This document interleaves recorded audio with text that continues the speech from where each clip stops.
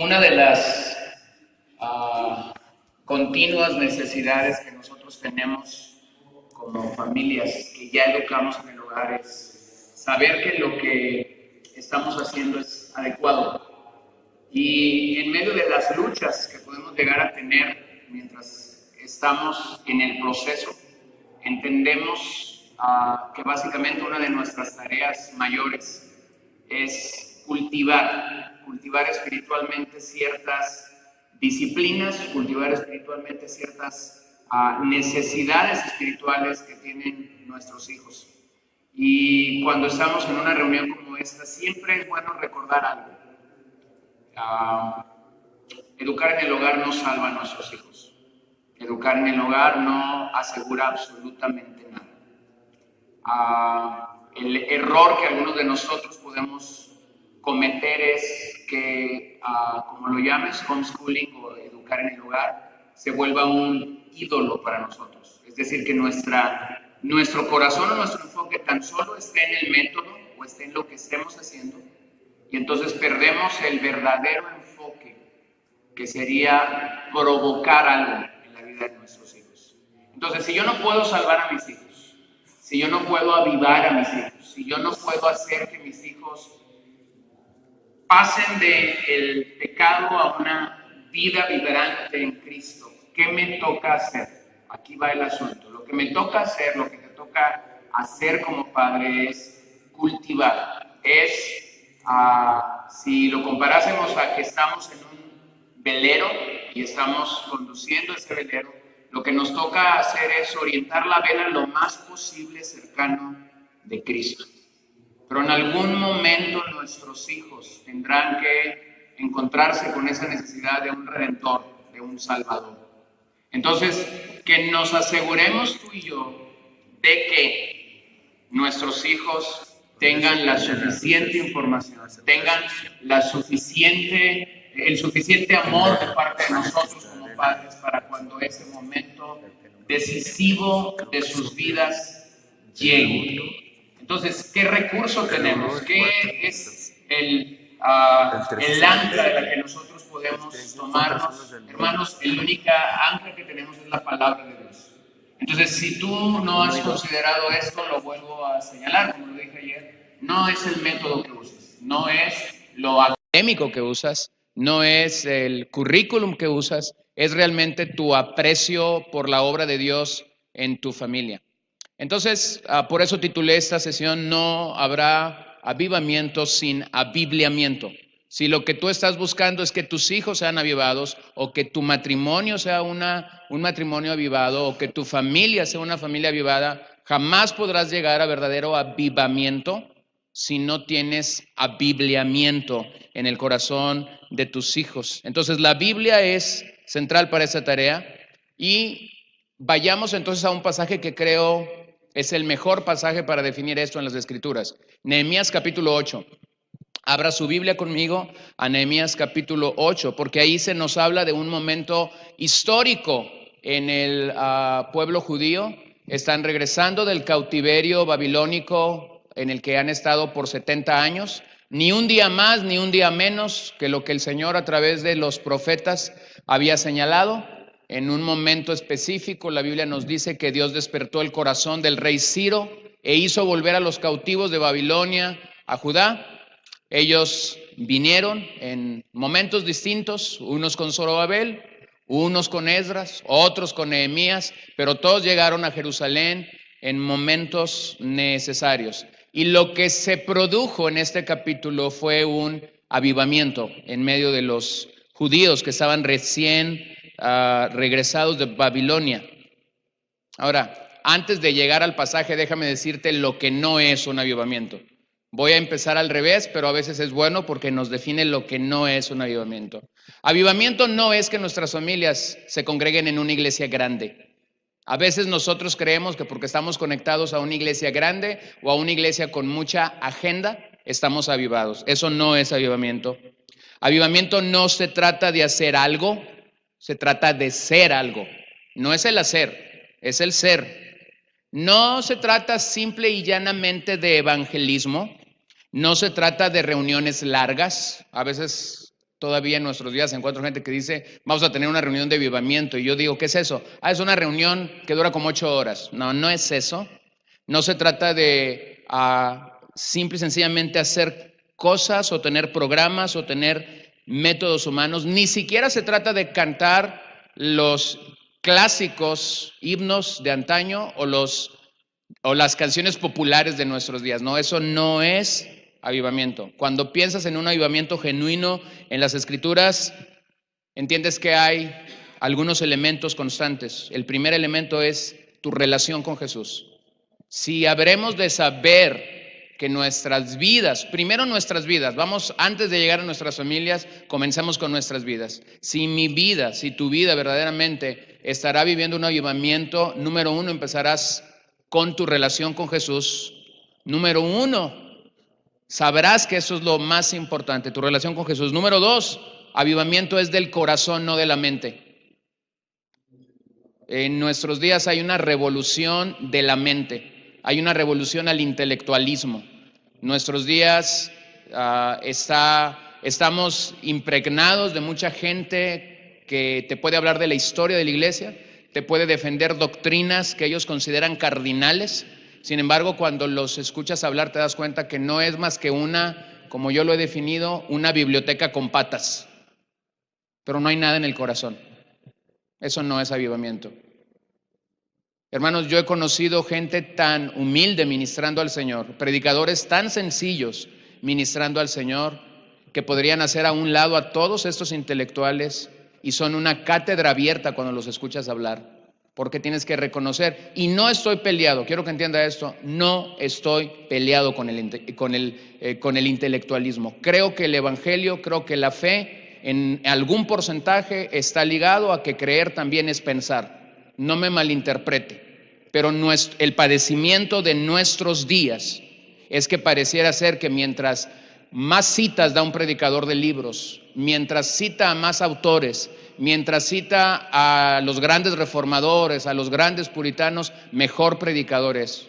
Cuide ese aspecto, porque yo puedo tener citas, puedo tener intelectualismo, puedo tener un montón de estas cosas, pero si mi corazón no está rendido al Señor, tengo una pequeña falla en ese sentido. Avivamiento número 3, no puede ser verdadero sin arrepentimiento.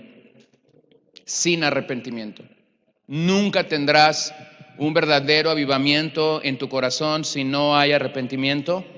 Número 4, avivamiento es una renovación continua.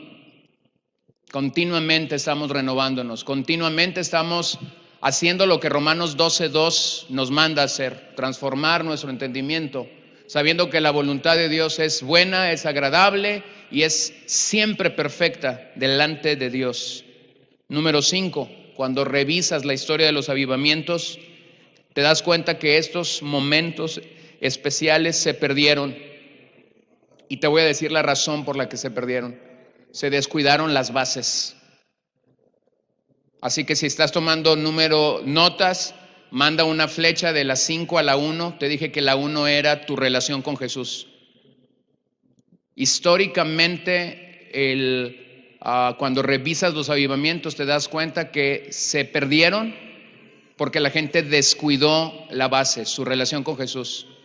Específicamente, cuando aquello creció, específicamente cuando aquello empezó a llegar a más gente y se empezó a compartir con más gente, en algún momento los hombres que Dios usó para traer un despertar, para traer algo, se olvidaron de lo número 1, se olvidaron de Jesús.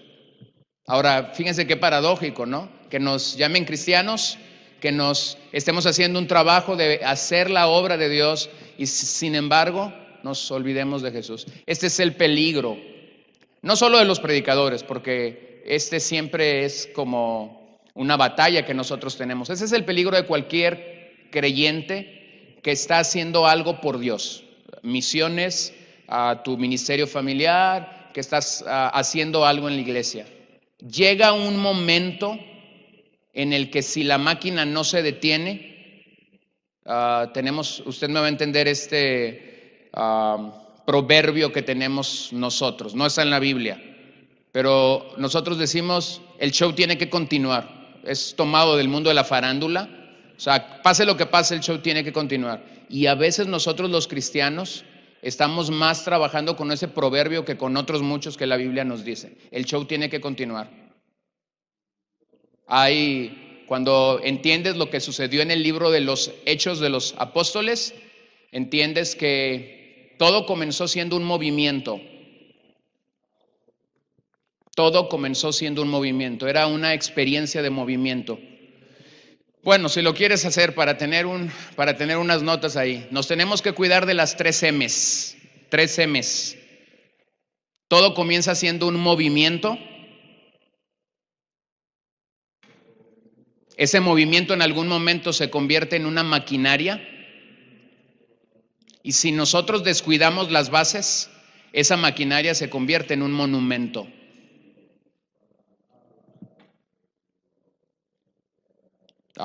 Estuve en la ciudad de Durango un día antes de estar acá. Salí por un lugar que no me había tocado pasar. Mi esposa dice que pasamos por ahí la última vez que estuvimos allí. Yo no recuerdo, pero era básicamente una estación de tren donde hay una preciosa máquina que en algún momento inició siendo un movimiento, después fue una maquinaria y ahora es un monumento. Ahora, nosotros tenemos que cuidar que lo que está sucediendo en nuestro hogar continúe siendo un movimiento. Ni siquiera que pase a ser una maquinaria. La maquinaria sería que es como que cada día le pones un on y en la noche cuando te vas a dormir le aplastas al off. Por ejemplo, voy a aprovechar que mi hija, la del medio, no está aquí. Mi hija, la del medio, cada vez que estamos en nuestro tiempo devocional y ella le toca orar, esta es su frase. Todos los días, ininterrumpidamente, pase lo que pase, leamos la porción de las Escrituras que leamos, llueva o haya sol, ella dice: Señor, te damos gracias por un día más de vida y porque pudimos leer tu palabra. Esta es su frase inicial de toda su oración. Esto es una maquinaria. O sea, no pasa... Donde estemos, yo sé que ella va, es más, ella lo está diciendo, yo estoy: Señor, acá en la mente te doy gracias por un día más de vida y porque pudimos leer tu palabra. Eso es una maquinaria. Nosotros tenemos que cuidar que lo que hacemos en nuestro hogar no se vuelva una maquinaria, no se vuelva algo que le aplastaste el on a las 7, a las 8, a las 9 o a la hora que te despiertes y le aplastaste el off cuando te vas a dormir. Y el peligro, cuando llegamos a tener una maquinaria, el peligro es que en algún momento la maquinaria se va a convertir en un monumento. Esta es la historia de la mayoría de las denominaciones que tenemos, no en este país, sino en el mundo entero. Iniciaron siendo un movimiento, se convirtieron en una maquinaria y muchas de ellas son un monumento. Sin vida, sin avivamiento, sin ningún fruto genuino, y no me refiero a miles o cientos de personas asistiendo a sus iglesias, me refiero a algo interno en el corazón. Pero cuando piensas en la palabra avivamiento en la Biblia, te das cuenta que siempre fue una renovación en la mente de las personas. Fue un recobrar algo que en algún momento se había abandonado. Por cierto, avivamiento no es para los pecadores o para los inconversos. Avivamiento es para leer nosotros como iglesia. O sea, el pecador necesita conversión, necesita arrepentimiento. Llega a su vida cristiana y en algún momento está en avivamiento. Pero cuando revisas el mensaje de avivamiento en las Escrituras, te das cuenta que este viene a nosotros como cristianos y la idea es regresarnos al punto donde el Señor desea tenernos como hombres y mujeres de Dios. Entonces, literalmente significa recobrar, reparar, dar vida nueva, refrescar, restablecer, restaurar, traer a la vida algo nuevo. Ahora vean ahí en Nehemías 8, porque esto fue lo que pasó ahí en Nehemías 8, versículo 1. Y se juntó todo el pueblo como un solo hombre en la plaza que está delante de la puerta de las aguas, y dijeron a Esdras el escriba que trajese el libro de la ley de Moisés, la cual se había dado a Israel. Está toda la comunidad reunida, quizás la frase más poderosa después de que el muro ha sido construido bajo el liderazgo de Nehemías. 52 días han pasado desde que Nehemías llegó a Jerusalén y el muro, la muralla de la ciudad fue terminada. Y quizás aquí tenemos la frase más importante del libro de Nehemías en el versículo 1. Se juntó el pueblo como un solo hombre. ¿Qué estaba en el centro de esta reunión? Escuchen lo que ellos pidieron a Esdras: tráenos el libro de la ley de Moisés. Tráenos el libro de la ley de Moisés. Esto nos revela el vacío espiritual del cual el pueblo era objeto. Ya no importaba qué tan fuerte era la muralla, ya no importaba qué tan seguras eran las puertas que se habían colocado sobre esta ciudad. Ellos se dieron cuenta de algo: podían estar amurallados, podían tener puertas de seguridad. Las puertas para una ciudad, la muralla para una ciudad en aquellos días mostraba esto, mostraba qué tan segura era esa ciudad para vivir. Sin embargo, ellos se sentían vacíos. Sin embargo, ellos se sentían huecos. Y permítame abonar algo en ese sentido. Yo conozco familias que por los métodos, que por los sistemas educativos que utilizan, alguien pudiera pensar, tienen todo asegurado. Sin embargo, están vacíos. No tienen orientación, el GPS se les perdió, no tienen una brújula segura hacia dónde ir. La razón es que no están asimilando lo que sucedió en ese momento de el pueblo de Judá cuando regresan del cautiverio. El riesgo es real para nosotros, es lo que quiero que podamos ver. El riesgo es real. Podemos tener una casa asegurada, podemos tener un método asegurado, podemos tener una disciplina asegurada día tras día y no tener el libro de la ley con nosotros, no tener la palabra de Dios con nosotros. Así que la pregunta que continuamente tendríamos que hacer a nosotros como familias que estamos buscando honrar al Señor en todo lo que hacemos es: ¿está esta vida dentro de mí?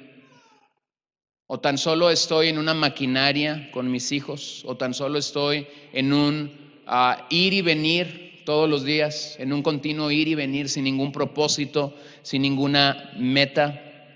Esta reunión a la que Nehemías 8 nos introduce se desarrolló en un lugar cercano a la Puerta de las Aguas.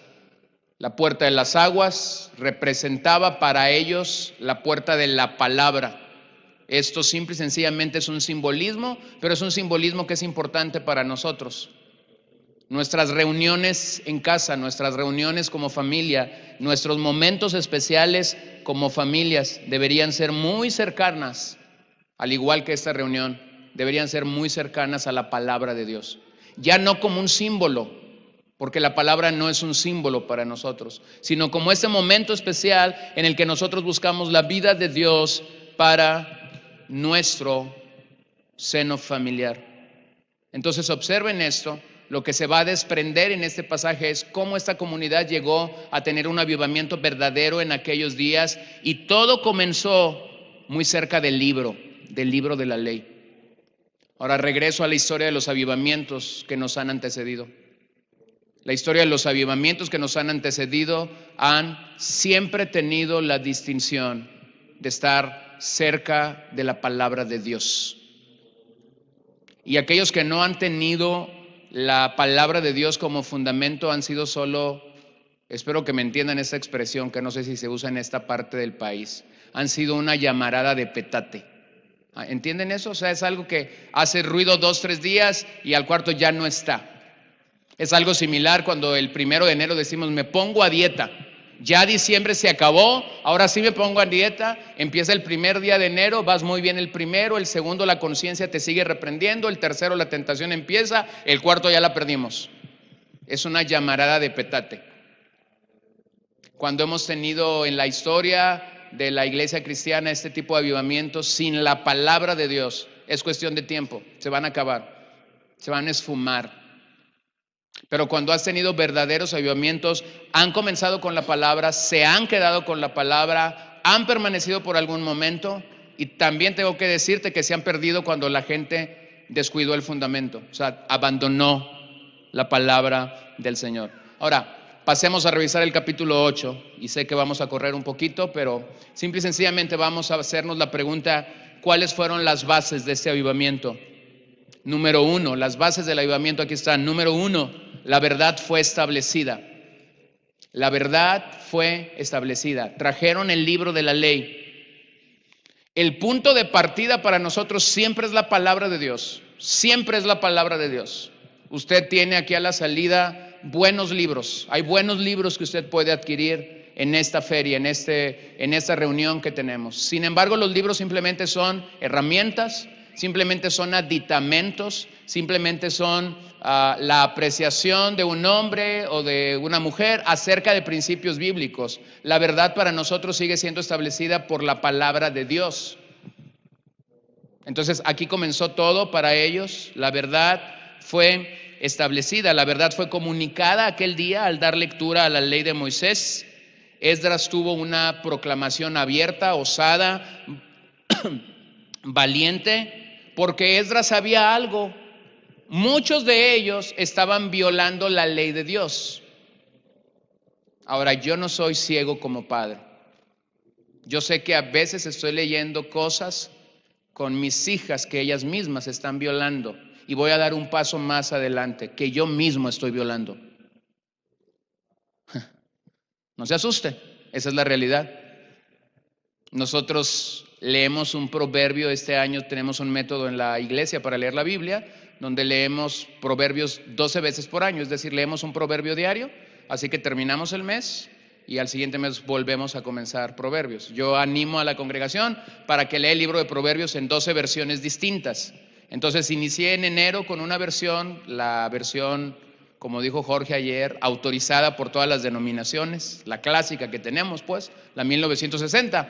Pero cuando llegamos a febrero mi esposa me dice, ¿por qué no leemos una Biblia un poquito más actual? Con un lenguaje más actual. Y comenzamos a leer el libro de Proverbios con una Biblia, con un lenguaje un poco más actual, y era mucho más sencillo, y ahora mis hijas me estaban pare y pare cada rato, porque estaban entendiendo más el libro de Proverbios, haciéndome ciertas y cuáles preguntas acerca de eso. Pero me encuentro muchas veces leyendo el libro de Proverbios, y cuando pasamos por estos pasajes que hablan de la obediencia, que hablan de la disciplina, que hablan de cómo el corazón de los hijos es necio, me encuentro como un juez, me encuentro como que ya ni siquiera tengo que frenarme, llego a estos pasajes y mi propia voz cambia para decir, ¿puedes ver esto, hija? No sé si les pasa a ustedes. Sin embargo, te das cuenta de algo, si todo comienza con la verdad, te das cuenta que esta verdad no solamente está en el sentido de decírtelo a tus hijos, está en el sentido de quebrarnos a nosotros también, está en el sentido de quebrantarnos a nosotros. Y como bien decimos siempre en estas reuniones, la educación en el hogar no solamente es para los hijos, mayormente la educación en el hogar es para nosotros como padres. Y eso es un gozo para mí, eso es un gozo para mí, saber que estoy siendo transformado y santificado cada vez que leo la Biblia con mi esposa y con mis hijas. Aunque están en un proceso de discipulado, yo sigo siendo discipulado. Aunque estamos en un proceso de quebrantamiento, yo sigo siendo quebrantado. Entonces todo comienza con la verdad establecida. Número 2, no solamente la verdad, no solamente el principio de verdad, pero todo comenzó con la palabra de Dios. Número 2, la palabra de Dios. Vean el verso 2 y voy a ir corriendo en los versículos. Y el sacerdote Esdras trajo la ley delante de la congregación, así de hombres como de mujeres y de todos los que podían entender, el primer día del mes séptimo. Y leyó en el libro delante de la plaza que está delante de la puerta de las aguas, desde el alba hasta el mediodía, en presencia de hombres y mujeres y de todos los que podían entender, y los oídos de todo el pueblo estaban atentos, ¿a qué? Al libro de la ley. Quizás Esdras pudo haber dado sus impresiones. Quizás Esdras pudo haber dado sus opiniones sobre el libro de la ley, pero qué maravilloso que dejó su opinión a un lado para dar paso a la opinión de Dios. Hermanos, cuando abrimos la Biblia y leemos la Biblia a nuestros hijos y nosotros leemos la Biblia como familia, estamos dando paso a la opinión de Dios, no a nuestra opinión. Yo soy de los predicadores o de los maestros de la Biblia que todavía tiemblo cuando estamos en ciertas reuniones donde preguntamos a la gente, ¿usted qué opina de este pasaje? Y déjenme lo explico.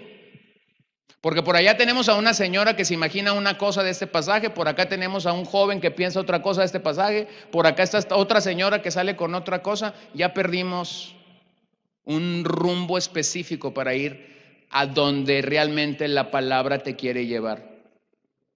El gran problema de nuestros días es que queremos ir a aplicaciones del pasaje sin pasar primero por lo que el pasaje dice. Ahora, ¿qué es lo correcto? Lo correcto es que digas la opinión de Dios, que afirmes la palabra de Dios, que afirmes lo que la verdad de Dios te dice, y entonces la aplicación va a ser muy diferente para las personas. Porque a lo mejor aquí hay alguien que va a aplicar la palabra de una manera en su particular forma de entender la verdad de Dios. A lo mejor aquí va a haber otra persona que su aplicación es otra. Ahora déjame te explico esto. Predico la mayor cantidad de domingos, no todos los domingos, pero predico la mayor cantidad de domingos. Al final de una reunión hay mucha gente que viene y te da su opinión. No la pido, pero te da su opinión acerca de tu mensaje. Y a veces me asusto cuando la gente viene y me dice lo que entendió de mi mensaje. ¿Sí te das cuenta? O sea, la gente viene y te dice, ay, pastor, le agradezco que haya dicho esto porque yo ya le había dicho a mi vieja que esto era así. ¿Qué le había dicho a su vieja? Le digo yo. Y me dice una cosa que yo después digo, ¿cuándo lo dije? ¿Se dan cuenta? Ahora, lo importante no es mi opinión, no es tu opinión, lo importante es que demos lugar a la opinión de Dios. Después las aplicaciones surgen de una manera natural de parte nuestras como creyentes, pero tenemos que permitir que la palabra haga su trabajo en medio nuestro. Número 3, no solamente tenemos que la verdad fue presentada, que la palabra de Dios fue fundamental. Número 3, tenemos un respeto hacia la verdad. Vean versos 4 al 6, y el escriba Esdras estaba sobre un púlpito de madera que había hecho para ello, y junto a él estaban Matatías, Sema, Anías.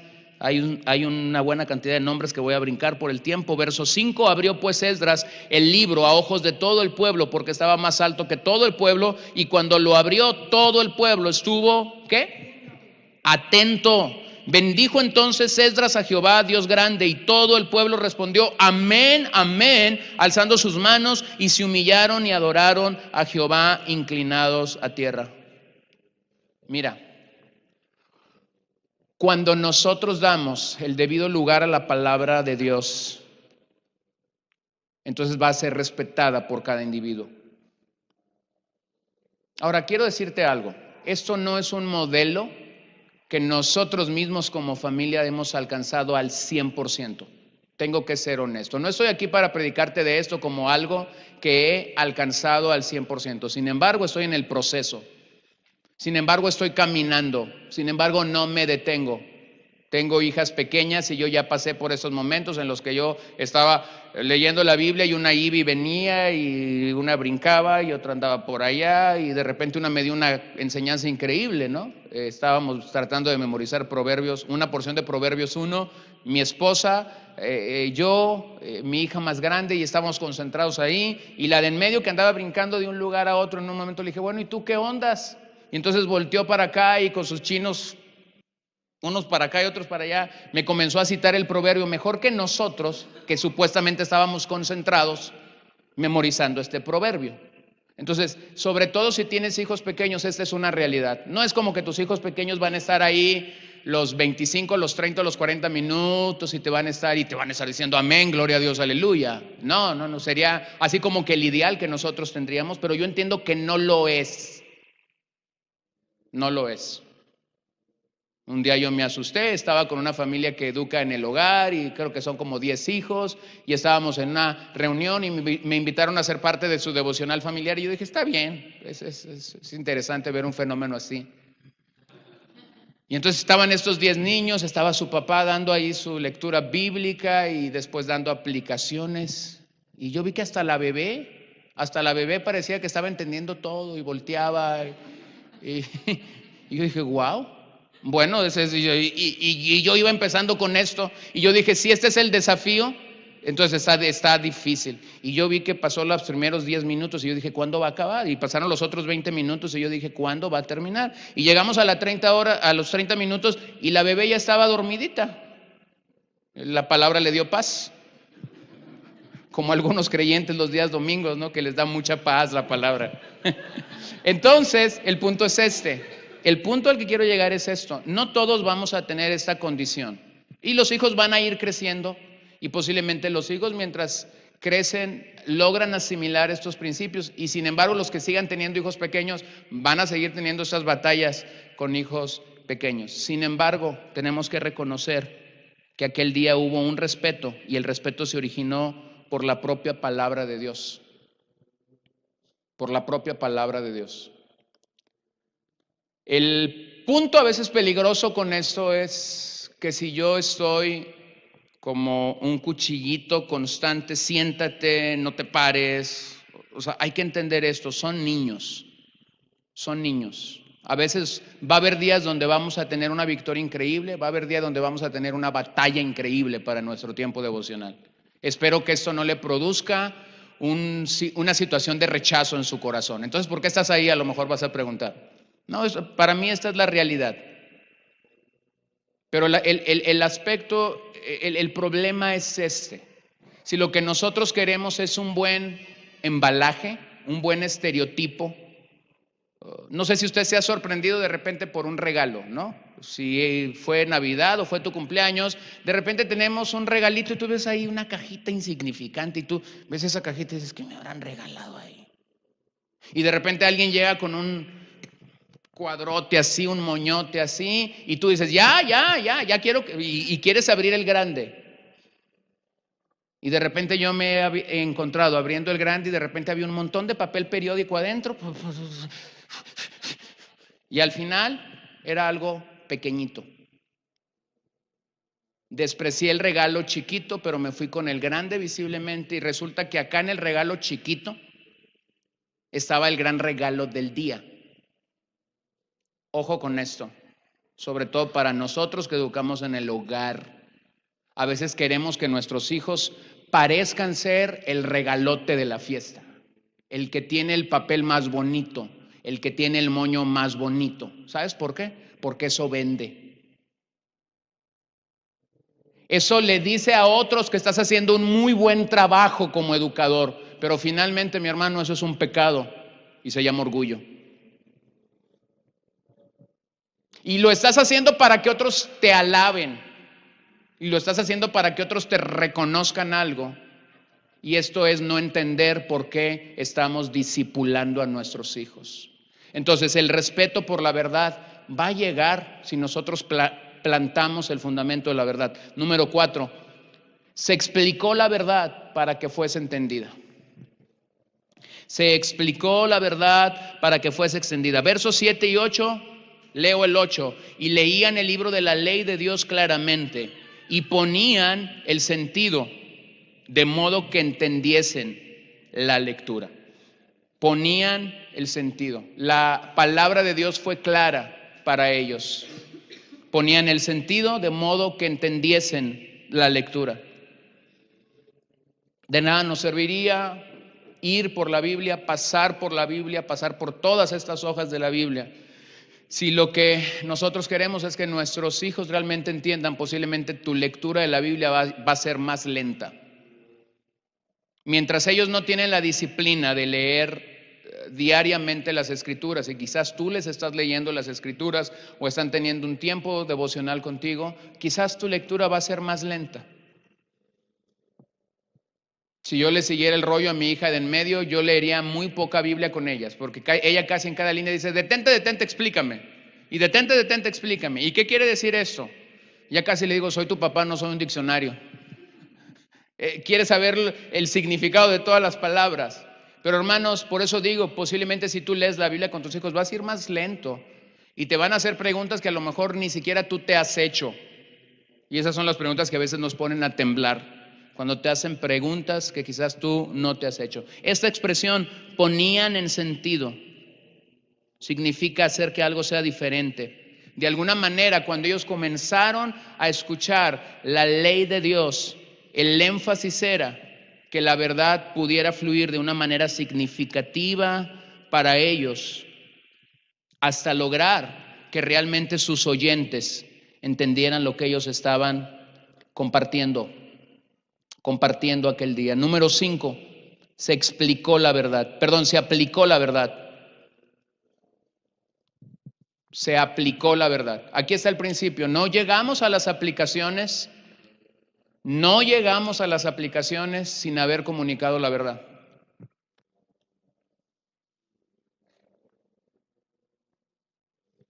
La predicación del Evangelio tiene este sentido y lo voy a explicar así. Básicamente este es mi molde cada vez que voy a un púlpito. Digo lo que quiero decir, explico lo que ya dije que quise decir, resumo lo que ya dije en el cuerpo del mensaje. Lo vuelvo a decir, digo lo que voy a decir, digo lo que ya dije que quiero decir y concluyo repasando o recopilando lo que ya dije. Solo entonces la gente puede aplicar. Es decir, solo cuando la gente entendió el principio de la verdad o la verdad de Dios, la gente puede llegar a aplicar las Escrituras. Pero este no es el tipo de predicación que tenemos en nuestros días. El tipo de predicación que tenemos en nuestros días es simple y llanamente aplicativa. Por eso es que en algún momento, no sé cuándo fueron, 2, 3, algunos dicen 4, otros dicen 5 décadas, en algún momento el título o el nombre de los mensajes comenzó a cambiar. De alguna manera se dejó de presentar lo que el pasaje bíblico en sí quería decir y usted y yo comenzamos a escuchar simplemente esto: cómo ser un buen esposo, cómo ser una buena madre, cómo ser un buen trabajador, cómo encontrar éxito en la vida, cómo ganar almas. Ahora, yo no estoy en contra de eso. Creo que el Evangelio transforma a una persona para llegar a eso, pero no puedes llegar a las aplicaciones sin la verdad. Y aquí está el modelo, es bíblico, aquí está el modelo en Hechos, en Nehemías capítulo 8. O sea, primero la verdad fue presentada, primero la verdad fue explicada, primero la verdad hizo algo en el corazón de la gente y entonces se aplicó la verdad. Vean el verso 9 al 12. Y Nehemías el gobernador y el sacerdote Esdras, escriba, y los levitas que hacían entender al pueblo dijeron a todo el pueblo: día santo es a Jehová nuestro Dios, no os entristezcáis ni lloréis, porque todo el pueblo lloraba oyendo las palabras de la ley. Luego les dijo: id, comed grosuras, bebed vino dulce y enviad porciones a los que no tienen nada preparado, porque días santos a nuestro Señor, no os entristezcáis, porque el gozo de Jehová es vuestra fortaleza. Los levitas pues hacían callar a todo el pueblo diciendo: callad, porque es día santo y no os entristezcáis. Y todo el pueblo se fue a comer y beber y a obsequiar porciones y a gozar de grande alegría. Dígalo conmigo: porque esto es lo que tenemos que hacer. Antes de que tú busques que tus hijos hagan algo para verse bien, antes de que tú busques que tus hijos hagan algo porque somos cristianos, oye, somos la única familia que educa en el hogar ahí en la iglesia, hay que dar un buen testimonio. No, antes de que eso suceda, ellos tienen que entender la palabra de Dios. Y cuando ellos entiendan la palabra de Dios, el fruto de ese entendimiento va a afectar su ética, va a afectar su moralidad, va a afectar su vida personal. ¿Por qué lloraban? ¿Se dan cuenta? El pasaje o el verso que leí empezó con que ellos están llorando. ¿Por qué lloraban? ¿Por qué lloraban? Lloraban porque habían entendido a través de la lectura de la ley que estaban en pecado. ¿Sabes que el llanto ha sido uno de los grandes acompañantes del avivamiento en cualquier lugar, en cualquier momento en el que tú observas la historia de la iglesia? El llanto está combinado con ese sentimiento de dolor cuando somos convictos por el Espíritu Santo, porque la palabra de Dios nos está llamando al arrepentimiento. Pues bien, déjame decirte algo: la iglesia del siglo XXI no llora. La iglesia de nuestra era no llora. La iglesia de nuestra era ríe. La iglesia de nuestra era decreta. La iglesia de nuestra era sueña. La iglesia de nuestra era tiene muchos otros sentimientos, pero el llanto no está asociado a la era de esta iglesia, al tiempo de nuestra iglesia en este día. Hace poquito alguien me dijo algo que para mí como un predicador de la palabra de Dios fue un halago, para ella era un temor decírmelo. Pero ella me dijo esto, esta persona me dijo esto: yo tiemblo cuando tú predicas. Es más, me da miedo cuando tú pasas allá enfrente y predicas. Y yo dije, gracias Señor que le doy miedo. Gracias Señor que sigo abriendo la palabra de Dios y tu temor sigue estando presente. ¿Sabes qué? Le dije, eso es bueno. De nada me serviría que reirías, que te sintieras feliz, que te sintieras contenta si la palabra de Dios no está produciendo convicción en tu vida. Lloraban, hermanos, porque cuando la ley fue leída entre ellos, ellos pudieron reconocer, estamos faltando al Señor. Cuando tú y yo como padres somos convictos por ese mismo poder, o nuestros hijos son convictos por este poder, entonces estamos ahí en el punto de reconocer que la palabra de Dios está haciendo un efecto maravilloso en nuestras vidas, en nuestras familias. Lloraban por esta razón y sin embargo aquel día la proclamación fue, no es día de llanto, no lloren. Porque cada vez que la palabra nos convence de un pecado, no es momento para... Este es el momento en el que pasamos del lloro al gozo. A través de algo inexplicable, pasamos del quebrantamiento de Dios a la victoria de Dios. Pasamos de sentirnos mal por saber que estamos faltando, y en ese momento somos revestidos de gracia, de bondad, de misericordia, y entonces podemos decir con la nación de Judá o con el pueblo de Judá, el gozo de Jehová es nuestra fortaleza. El contexto de ese pasaje que nosotros usamos de mil maneras, el contexto de ese pasaje fue quebrantamiento por causa de la palabra de Dios en aquel momento. Entonces, el quebrantamiento siempre es el comienzo de algo maravilloso en nuestras vidas. Y llegamos a reconocer algo: el gozo de Jehová no es un sentimiento, el gozo de Jehová es una convicción espiritual. No es sentir algo, es ser convencidos porque la palabra de Dios ha hecho algo en nuestras vidas. Entonces, terminemos ahí en el versículo 13. ¿Cómo llego a ese punto? ¿Cómo alcanzo ese punto en mi hogar? ¿Cómo alcanzo ese punto con otros creyentes que estamos buscando verdaderamente un avivamiento? Versículo 13. Al día siguiente se reunieron las cabezas de las familias de todo el pueblo, sacerdotes y levitas, a Esdras el escriba, para entender la palabra de la ley. Y hallaron escrito en la ley de Jehová, en la ley que Jehová había mandado por mano de Moisés, que habitasen los hijos de Israel en el tabernáculo, en la fiesta solemne del mes séptimo, y que hiciesen saber y pasar pregón por todas sus ciudades y por Jerusalén, diciendo, salid al monte, traed ramas de olivo silvestre, de arrayán, de palmeras y de todo árbol frondoso para hacer tabernáculos, como está escrito. Tú vas a necesitar tres cosas para llegar a este punto. Número uno, vas a necesitar tiempo. No es automático. Esta es la triste noticia de esta mañana. No es automático. Cultivar un avivamiento en nuestro hogar, cultivar un avivamiento con nuestra familia, no es automático. Se necesita tiempo. Tiempo. Las cosas de Dios necesitan tiempo. Las cosas de este mundo son rápidas. Las cosas de Dios necesitan tiempo. Dios, y lo vemos en la vida de los hombres de Dios.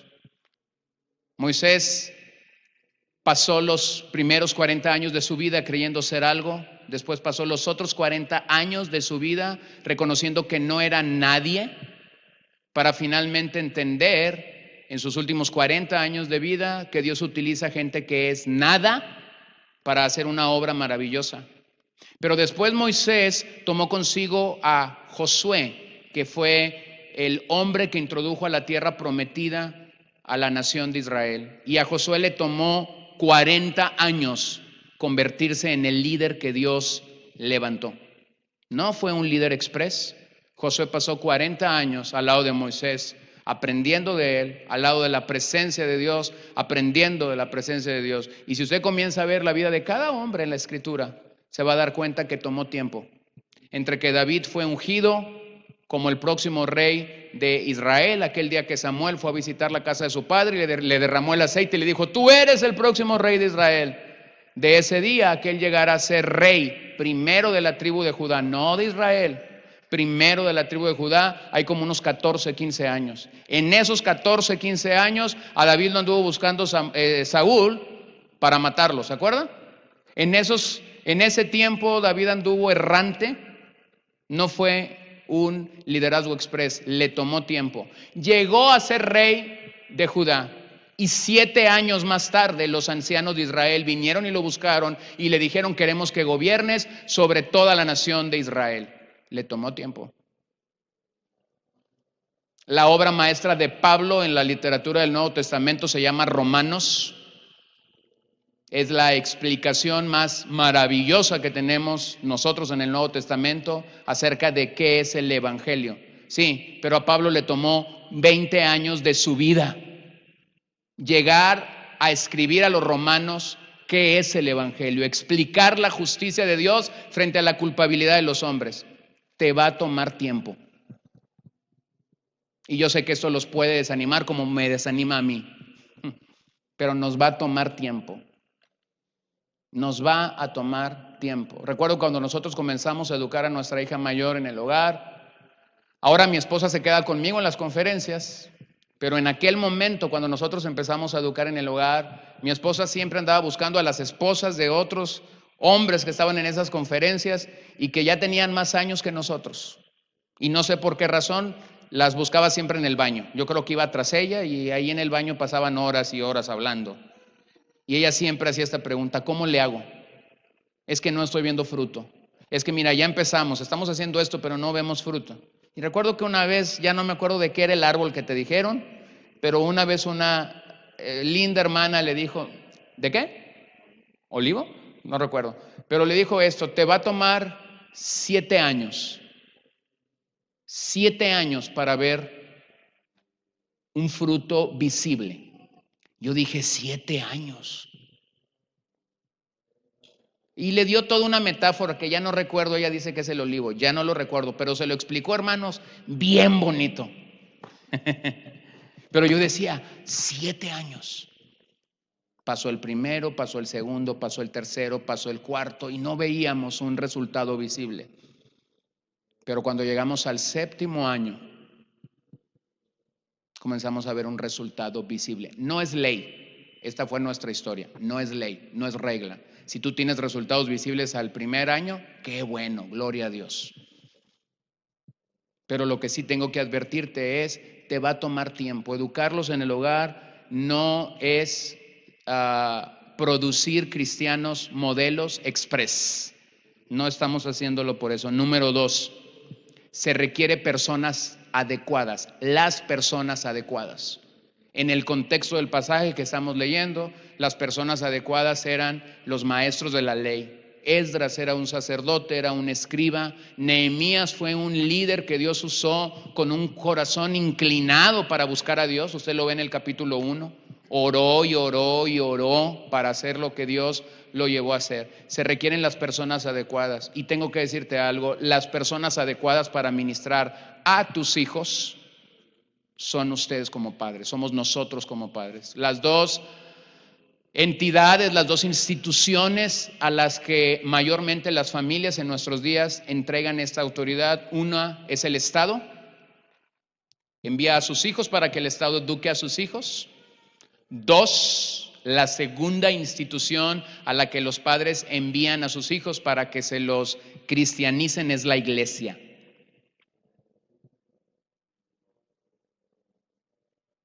Y cuando la Biblia te habla del modelo de Dios para discipular y para enseñar a tus hijos, no te habla ni de la escuela pública y tampoco te habla de la iglesia, te habla del hogar. No tengo tiempo para llegar a Deuteronomio 6 y defender esta posición, pero Deuteronomio 6, lo que conocemos como el Shema o el gran oye de Israel, no es una defensa para la escuela dominical. Algunos defienden la escuela dominical desde Deuteronomio 6, y si después hay alguien que quiera hacerme esta pregunta, Deuteronomio 6 no está hablando de la escuela dominical, discúlpenme, Deuteronomio 6 está hablando del hogar. Y específicamente dice esto: tus hijos, o sea, nosotros, primera generación, tus hijos, segunda generación, tus nietos, tercera generación. Es decir, yo como padre mínimamente debería buscar que mis nietos sean impactados con el modelo de obedecer los principios de Dios en la vida familiar. Mínimamente. Si Dios me permite bendecir a mis bisnietos, qué bueno. Pero mínimamente yo tengo que afectar a mis nietos. Platicaba con alguien recientemente acerca de una congregación que inició con este modelo en algún momento de su vida, y ahora ellos están enfrentando que los hijos que fueron criados en el hogar están mandando a sus hijos a la escuela pública. Y yo estaba viendo con tristeza este modelo, porque ellos no vieron una conexión generacional, no vieron más allá de lo que tenían delante de sí. Prepara a tus hijos y a tus hijas para que ellos no tengan otra mentalidad, sino ellos puedan reproducir y mejorar lo que nosotros hicimos como educadores en el hogar. Número 3, se necesita la actitud adecuada. Estas son las 3 cosas que tú vas a necesitar para tener un verdadero avivamiento en tu hogar. Necesitas tiempo, necesitas no sé cuánto tiempo, pero vas a necesitar tiempo. Necesitas a las personas adecuadas involucradas, papá y mamá, con hijos siendo discipulados. Y número 3, necesitas la actitud adecuada. Algunos líderes quizás eran mayores que Esdras, abuelos o gente de mucha influencia en Jerusalén, pero entendieron que en ese momento Esdras era el hombre que Dios había puesto para dirigirlos espiritualmente. No sirve de mucho escuchar el mensaje de las Escrituras si no lo vamos a obedecer, si no lo vamos a aplicar a nuestras vidas. Entonces tenemos aquí el ancla más firme que nosotros tenemos para provocar o para cultivar un avivamiento en nuestras familias: la Biblia. La Biblia.